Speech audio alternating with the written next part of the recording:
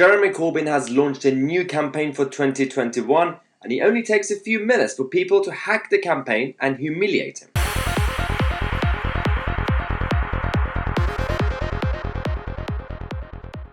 Hello everyone and welcome to today's second video.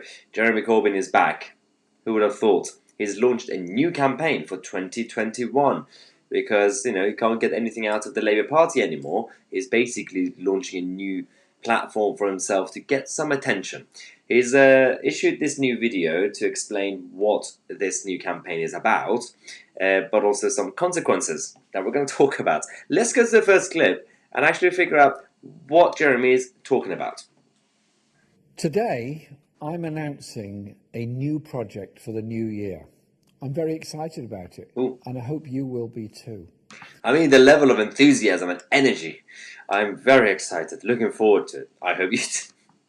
Next month, we're kicking off the Peace and Justice Project.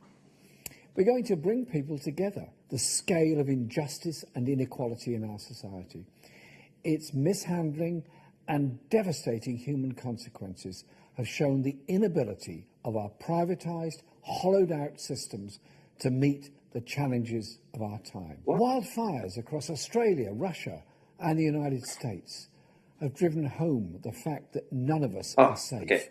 Very confused. What is this video actually about? He's ranting about all these different topics and random words and all the nice words, peace and justice and happiness and hug a tree and pandas. So far it's nonsense. He's talking about now climate change apparently. So let's continue. From the climate crisis. Injustices and threats at home and abroad cannot be separated. What's happened this year has shown us how connected we all are. We need solidarity beyond our borders and across communities to solve our common problems together. The Peace and Justice Project is there to create space, hope and opportunity. In January, I'll be able to say more. There we go, at least it gave some info. Launch event. I'll be joined by some fantastic campaigners. Oh God. That means... Yeah, Abu Hamza. You. Before we go, sign up to our launch event now. The information is just about to come on the screen. Where is it? Oh, there we go. We're going to build something important together. This year, many of us have felt powerless in the face of forces beyond our control. It does not have to be like that. Things can, and they will, change.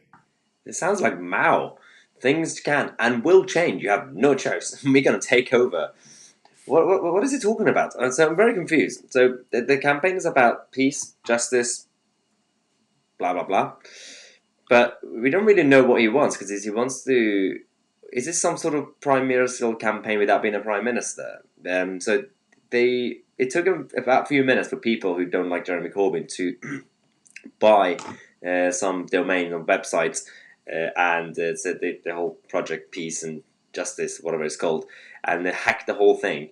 And then they created this fake website. So when you click on the link, it takes you to this website, which is a project for peace and justice. It's absolutely brilliant. So the homepage says, bringing full together for social and economic justice, peace and human rights in the UK and around the world, but not Israel.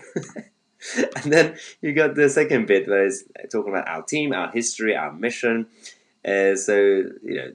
We take our convictions and turn them into tokenism. Think you would be a good fit? Get in touch for more info. We are an occult, honest. Our history is good. It says, seeing a need for energetic non-profit work in this area, we formed our organization after some of us rightly got booted out of Labour. And the commute to Hamas HQ wasn't covered by expenses. Our mission... This is actually brilliant. So it's all talking about how our members and volunteers provide the momentum, lols, that helps us affect the change, like installing a massive majority Tory government. And then the next bit is some pictures with Jeremy's friends and all the crazies that he's historically been hanging out with. And then you have holiday greetings. Note to self: don't add picture of bread. Happy Hanukkah to everyone who identifies as Jewish to defend me. I don't even know how to react to this. Then our programs. This is about us page. Community food bank. Food justice is an important part of our community justice. We take donations from local businesses and use them to fight hunger. One of us has an allotment too. And then the one in the middle, it talks about how our success winning the 2019 general election arguments is proof of that. Whoever did this website is a genius. It only took him a few minutes when the whole thing was launched and announcement was coming. They bought the website, the domain, and they did all this. It continues, by the way. We're not finished yet. The next bit is welcome to British Irony. Awkward questions with Jeremy. Just have a look at it yourself. I'll put the link of the website. You can find it actually on Google as well. Just Peace and Justice. Just check it out. It's absolutely brilliant. You also have the places that, I ran to Press TV. In fact, I was a regular paid contributor to Iran TV channel. So obviously for most of you, if you don't know what Press TV is, if you're watching from America or somewhere else, Press TV is a state-funded TV channel from Iran. They have TV stations around the world in Europe, and they got so bad that Ofcom, the regulator, media regulator in the UK, kicked them out. They were so bad. And Jeremy Corbyn was a regular contributor. He had a show on Press TV talking about his best friends in Iran. So that's why this page is about that, to make fun of him. Finally, we have some reviews from some of the users. Mary on Twitter: OMG, whoever did this is a bloody legend. Habibi on Twitter: I cannot recommend this project strongly enough. Mel on Twitter: Alright, Jeremy Corbyn's campaign going absolutely perfectly right, the way it's supposed to be going. Let's go to a number of questions that we received from the members of the channel. If you want to become a member, check out the link in the description, youtube.com/myotc/join.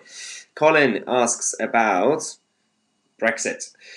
Will the UK still be liable for the £39 billion divorce bill if there is no deal? Yes. So, and also, why isn't it that the mainstream media aren't really talking about the new trade deals that Liz Truss is signing? No, don't get me started on that. They don't really care. But the £39 billion, that was already signed based on the withdrawal agreement. And to be fair, most of it we did owe them because that was what we were supposed to be paying as a member at the time. But it could have been lower. And I wish there was a way to renegotiate it, but I think it's highly unlikely, even if there's no deal, unfortunately. Jay says, it seems to be that Boris is positioning himself into a no-deal Brexit, allowing the EU to appear to control the narrative, so Boris will leave on no-deal terms and then be justified in ripping up the withdrawal agreement. Jay makes a really good point, and this has actually been analysed by a number of people in the media as well, obviously Brexiteers, who are talking about how right now the narrative is that Boris might sell out. Obviously, he hasn't yet. And the narrative is that Brexit, it's going to continue and continue and continue. But if this is true, if this theory is right, then maybe the man is a genius. But I don't predict. I do not speculate at this point. I can't even tell what's going to happen. So let's just keep going. Let's stay positive. There's no point in being pessimistic. I see a lot of comments saying that I am sure. I woke up this morning. I'm sure that Boris is going to sell us out this afternoon. How do we know? We don't know yet. And also, some people say, "Oh, this is going to be the best Brexit deal," or "We're definitely going to go on no deal." We also don't know that. So let's just not be too pessimistic. Tim says, "Maya, good afternoon from the revolutionary Seattle." Oh yeah. Good luck there, guys. Could we possibly have a live Q&A with you and Lacey before Christmas so we can learn and chat about your plans for the broadcast in 2021? Tim, that's a very good idea because we do have some big plans and some announcements, but we can't actually give you yet. We have to wait until January, sort of like Jeremy Corbyn's campaign. But we will definitely do something like this so we could give you some sort of indication. Philip says, "Hi Maya, with yet another deadline arrived and ignored, was a danger of having the Brexit transition period extended again.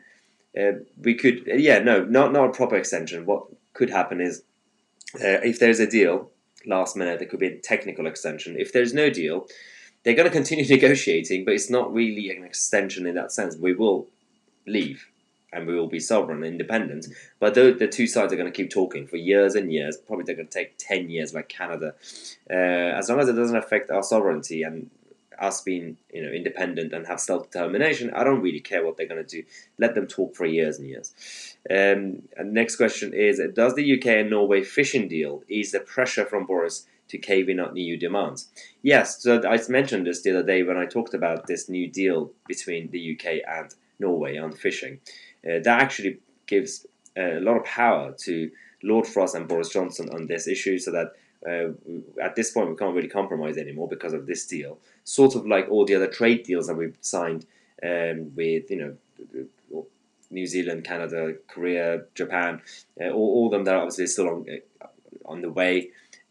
Because of that, there's a lot of pressure on the European Union. We can't compromise. If we compromise, we'll lose all those deals. So you're absolutely right. John says, despite all the talk about fisheries and the UK waters, I am still not convinced that the UK has a fishing fleet capable of exploiting the additional catch yet.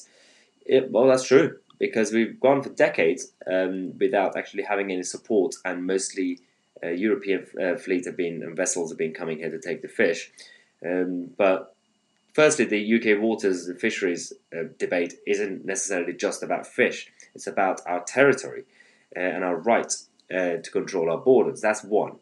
But even in terms of the industry, it actually will push the industry to improve and upgrade and expand so that we could actually be independent. So, with a bit of support, our fishing industry could actually expand. We could create more new jobs as well. So, because there's a lot of fish out there for us to catch. Rick says, now that the government has withdrawn the clauses 44, 45 and 47 from the divorce bill and are no longer breaking international law, how do you think that will affect Joe Biden's attitude towards a trade deal with the UK?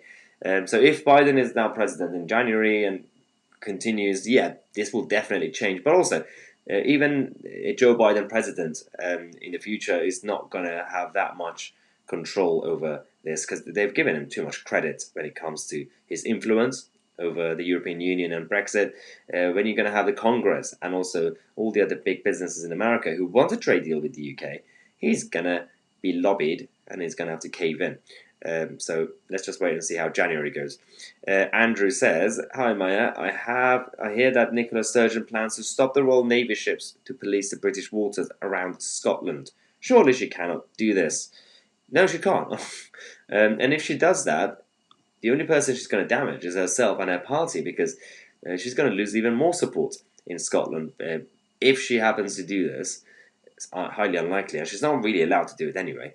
And she's going to have to answer to Her Majesty the Queen, because she's the head of it. So we'll have to wait and see if she actually is brave enough to do it. It's just the rhetoric coming from the SNP. It's not really confirmed anyway, but it's just her way of trying to stop Brexit.